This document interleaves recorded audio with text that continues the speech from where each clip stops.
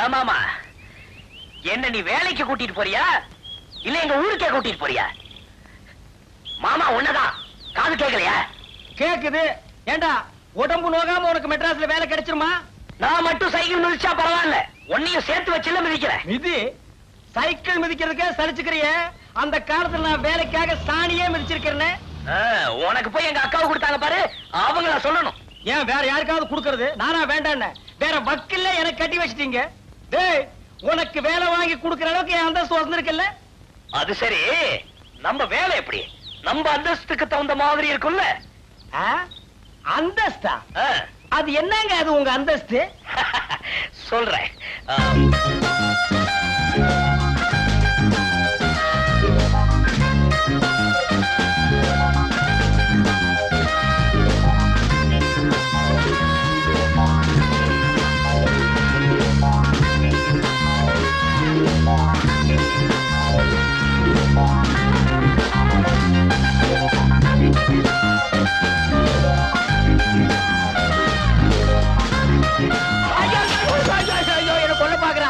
என்ன கொல்ல பாக்குறான். சைக்கிள் மிதிக்கு சொன்னா சாராய குடிச்ச மாதிரி என்ன சாச்சிட்டா. உனக்கு என்னடா பாவம் பண்ண? ஏமாமா, நான் நினைச்ச மாதிரியே வேலை எல்லாம் கிடைக்கும்ல? ஆமா, கூறு கட்ட மாடு 7 கட்டு புண்ணு தின்னுமா. 8ஆம் கிளாஸ்ல 8 மார்க் வாங்கிட்டு நீ யோசிக்க வேண்டிய உத்தியோகமா அது? ஏய் வா, உனக்கு ராஜ உத்தியோகம் வாங்கி தர்றேன்.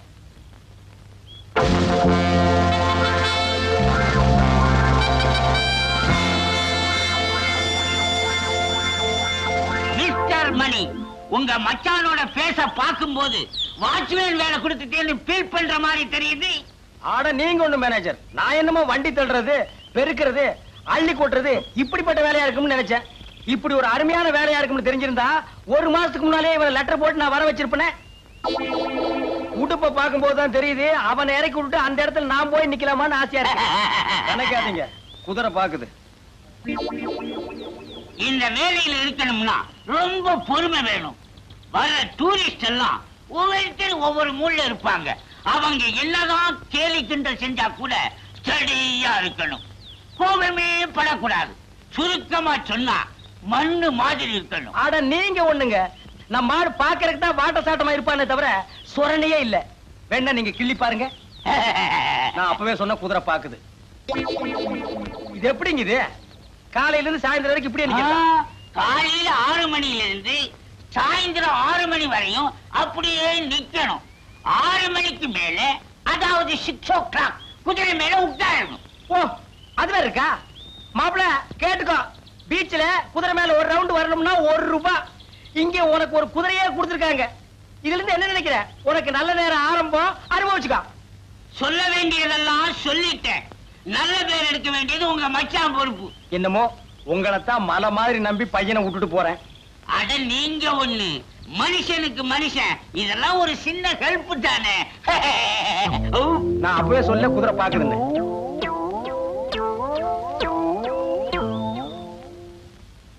என்னடா ஊர்ல 4 பேர்கிட்ட வேலை வாங்கிட்டு இருந்தோமே, இங்க நம்மள வாட்ச்மேன் வேலை வாங்கி கொடுத்து மாமா கேவலப்படுத்தானு நினைக்காத. வாழ்க்கையில முன்னேறணும்னா ஒவ்வொரு மனுஷனும் வாட்ச்மேன் வேலை தான் பார்க்கணும். நீ முன்னேறிடுவ.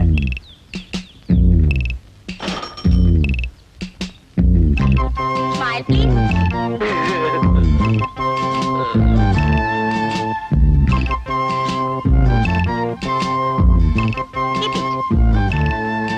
Keep it, yeah.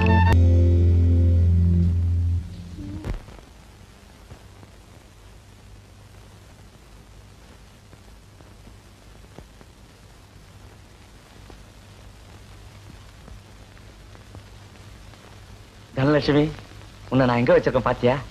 என் இதயத்தையே தொலைச்சு வச்சிருக்கேன். நீயும் அங்கேயே இரு. தாயின் மணி கொடி பாரீர். பாடுமா? தாடு. தாயின். ஐயோ. தாடுமா. என்னடா பண்ற? உங்களுக்கு என்ன போச்சு? காலையில எந்திரிச்சதுல இருந்து அது போட்டா உங்க இதயத்திலே, உங்க போட்டா அது இதயத்திலே மாத்தி மாத்தி ஒட்டிக்கிட்டு இருக்கீங்க. இந்த பொண்ணை கொண்டாந்து விட்டுட்டு அவங்க அப்பா என்ன சொன்னான்னு சொன்னீங்க? 6 மாசத்துல அந்த பொண்ணுக்கு ஒரு தாலாட்டையும் கீர்த்தனையும் சொல்லி கொடுக்கறனா பெட்டி படிக்கையெல்லாம் தூக்கி வெளியில வச்சிருவோம்னு சொன்னார்ல. இன்னையோடு 1 மாசமாச்சு. பாத்ரூம் கதவு பூட்டிட்டாரு. அதனால தான் கீர்த்தனை சொல்லி கொடுக்க ஆரம்பிச்சிருக்கேன். நீ பாடுமா? கீர்த்தனையா? என்ன கீர்த்தனை? தாயின் மணிக்குடி பாரீர். அது கீர்த்தனையா? இல்லடா, தெரியாம போகுது. வெச்சுக்குவோமே, நீ பாடுமா. தாயின் மணிக்குடி பாரீர். பாடுமா. என்னடா இது விட்டு விட்டு பாடுது? விட்டதெல்லாம் இன்னொரு நாளைக்கு தனியா சொல்லி கொடுத்துக்கலாம். வேலையை கவனி வாத்தியார. டேய், நீ என்னையே விட்டு எல்லாம் தனி பாடகை ஆவீங்கன்னு பார்த்தேன். எல்லாம் கோரஸ் தான். வந்து உக்காருங்க.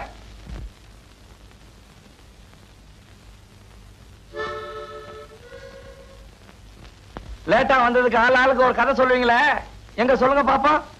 இல்ல சார், எல்லாரும் ஒரே மாதிரி கதை தான் சொல்ல போறோம். இன்னைக்கு மகாலட்சுமி நோன்பு. மகாலட்சுமி நோம்பா? உங்களுக்குன்னு ஒருத்தன் இங்க அக்கறையா பொறுப்பா உட்கார்ந்து இருக்கனே, யாராவது யோசிச்சீங்களா? சரி சரி, நேத்து எதுல விட்டேன்? கொஞ்சம் தாய் குளங்களே, நேத்து வாத்தியார் சம்பள பணம் கொண்டாட சொன்னார, கொண்டு வந்திருக்கீங்களா? கொண்டு வந்து இருக்கிறோம். ஏன் கேட்டாதான் கொடுப்பீங்களா? ஏமா பணத்தை எடுக்க சொன்னா அந்த பக்கம் திரும்பிக்கிறிய? அதத்தான் எடுக்கிறோங்க. எல்லாரும் என்ன மந்திரிச்சா தாயத்து கட்டி இருக்கீங்க? தாயத்து இல்ல சார், நோன்பு கயிறு. இது எது கட்டுறது? அவங்க உங்க புருஷன் நல்லபடியா இருக்கணும் தான். புருஷனா? அப்ப நீங்களாம் ஏன் கட்டி இருக்கீங்க? மனசுல நினைச்சாரே கல்யாணம் கத்துக்கணும் தான். ஓஹோ, அப்படியா? யார் யார நினைச்சிருக்கீங்கன்னு ஒவ்வொருத்தரா சொல்லுங்க பாப்போம். முதல்ல நீ சொல்லு. வேத யாரு? கமலஹாசன் தான். அது சரி. நீ யாரு? ரஜினிகாந்தா? இல்ல சார், எங்க அத்தை பையன். அத்தை பையனா? Very good. அப்படித்தான் இருக்கணும். எங்க இருக்காரு? செத்துட்டாரு. செத்துட்டாரா? அப்புறம் என்ன வேண்டி கிடக்கு? இல்ல சார், எத்தனை ஜென்மம் எடுத்தாலும் அவர்தான் என் புருஷன்னு சொல்லியிருக்காரு. அப்ப இந்த ஜென்மத்துல உனக்கு கல்யாணம் ஆக போறதில்ல. அடுத்து? நான் நினைச்சவர் என் எதிரிலேயே இருக்காரு சார். இத பாருமா, இந்த வீணான கற்பனை எல்லாம் வளர்த்துக்காத. என் இதயத்தை ஒரு முக்கியமான ஆளு கொடுத்தாச்சு. நீங்க ஒண்ணு, நான் எதிர் வீட்டுல இருக்கிறவரை சொன்னேன் சார். அவர் டெய்லி என்ன பார்த்து தான் தலை வர்றாரு. நீங்க எல்லாம் கயிறு கட்டி என்ன பிரயோஜனம்? அவ யார நினைச்சு கட்டியிருக்காளோ? வணக்கம் சார். ஆமா, மகாலட்சுமி நோம்பா? கயிறு கட்டிருப்பிய? உக்காரு. பெரிய கயிறா கட்டி இருக்கிறத பார்த்தா யாருக்கும் அடையாளம் காட்ட வந்த மாதிரி தோணுது. தேங்காய் உடைச்ச மாதிரி டனால சொல்லிட வேண்டியதுதானே? எனக்கு வெக்கமா இருக்கு சார். சொல்லு, வெக்கப்படாம சொல்லு. கத்திரிக்காய் முத்தினா கடத்துறக்கு வந்தானே ஆகணும். நான் யார நினைச்சிருக்கேன்னு இவங்களுக்கு எல்லாருக்கும் தெரியும் சார். எல்லாருக்கும் தெரியுமா? எங்க ஒரு தடவை கோரஸா சொல்லுங்க பார்க்கலாம். தனலட்சுமி அவங்க மாமாவை தான் லவ் பண்றா.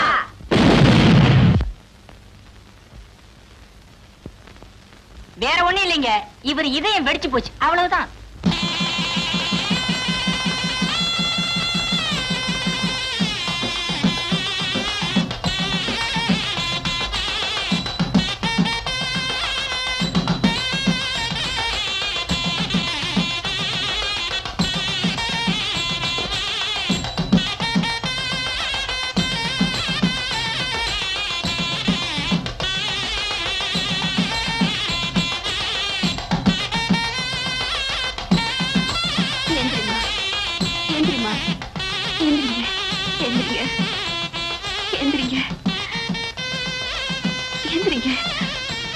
எனக்கு தெரியும்டி, என்னைக்காச்சும் ஒரு நாள் நடுவு ராத்திரி இப்படி எழுப்புவேன்னு தான் நான் கொட்ட கொட்ட முடிச்சுக்கிட்டே படுத்திருந்தேன். கஸ்தூரி, தூரி, கஸ்தூரி, தூரி.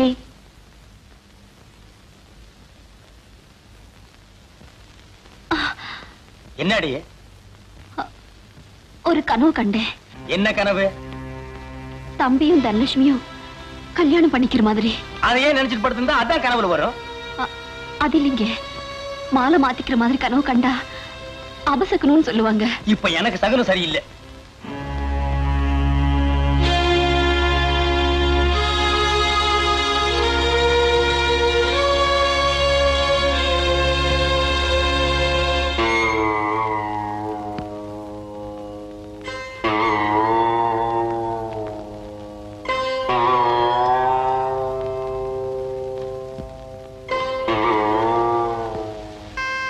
மாத்திக்கிறதுனா அது தப்புன்னு தான் சொல்லுவா. எதுக்கும் நாளை காலையில பெரியவாளை விசாரிப்போம். இல்ல மாமி, எனக்கு என்னமோ அவங்க ரெண்டு பேருக்கும் சீக்கிரம் கல்யாணம் முடிக்கிறது நல்லதுன்னு படுது. கவலையை விடு, நாளைக்கு ஒரு நல்ல ஜாதகாரனா பார்த்து பொருத்தம் பார்த்துருவோம். இதுதான் தம்பியோட ஜாதகம்.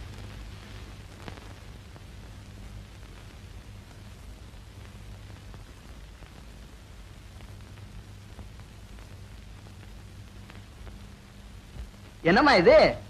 இந்த ஜாதகனுக்கு ஏற்கனவே கல்யாணம் ஆயிருக்கணுமே. கேட்டியாடி? தம்பி தம்பி நீ தம்பி கம்பி நீட்டான் பாத்தியா? கொஞ்சம் நல்லா பார்த்து சொல்லுங்க. பாத்துதாம சொல்றேன். பையனோட பேர் சிங்காரம் தானே. ஏலக்கா கேட்டதுக்கு எரிப்புளைக்கை கட்டி கொடுத்தானா எவனோ? அந்த கதையா இருக்கு நீங்க ஜாதகம் சொல்றது. பையனுக்கு ஜாதகம் சொல்லுங்கன்னா அவங்க அப்பனுக்கு சொல்றீங்களே. கொஞ்சம் சும்மா இருக்கிறீங்களா?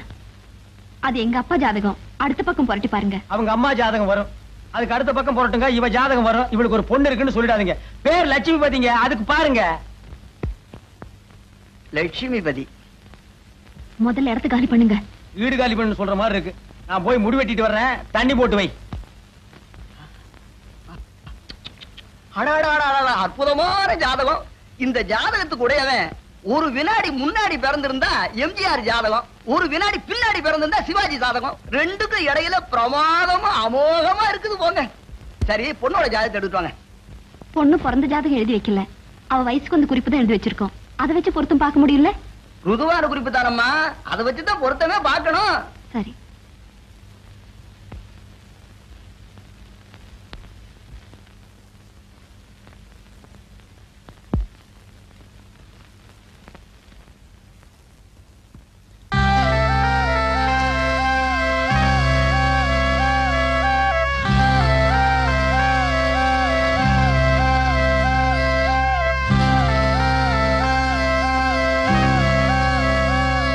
ஏமா, இந்த பொண்ணுக்கு இந்த மாப்பிளையை தான் கட்டி வைக்கணுமா? ஏன் அப்படி கேக்குறீங்க? இல்ல, இந்த பொண்ணுக்கு மாப்பிளை பார்க்கும்போது நீங்க ரொம்ப ஜாக்கிரதையா பார்க்கணும். ஏ, தம்பி ஜாதகம் எப்படி இருக்கு? தம்பியோட ஜாதகம் நல்லா தாமா இருக்குது. பொண்ணோட ஜாதகம் தான் என்னன்னு கொஞ்சம் புரியும்படி சொல்லுங்க. பொண்ணுக்கு செவ்வாய் தோஷம் இருக்கம்மா. செவ்வாய் தோஷம்னா அப்புறம் எப்படி தாங்க? அது வந்துமா, செவ்வாய் தோஷம் உள்ள பொண்ணுக்கு செவ்வாய் தோஷம் உள்ள மாப்பிளையை தான் கட்டி வைக்கணும். இல்லன்னா அது அவ்வளவு சரிப்பட்டு வராது. அப்படி இல்லைன்னா? ஏமா, நல்ல விஷயங்களை பேசிட்டு இருக்கும் போது ஏன் கெட்ட விஷயங்களை பேசுறோம்னு பாக்குறேன். பரவாயில்ல, சும்மா சொல்லுங்க. மீறி கட்டி வச்சோம்னா பிள்ளையாண்ட மண்டைய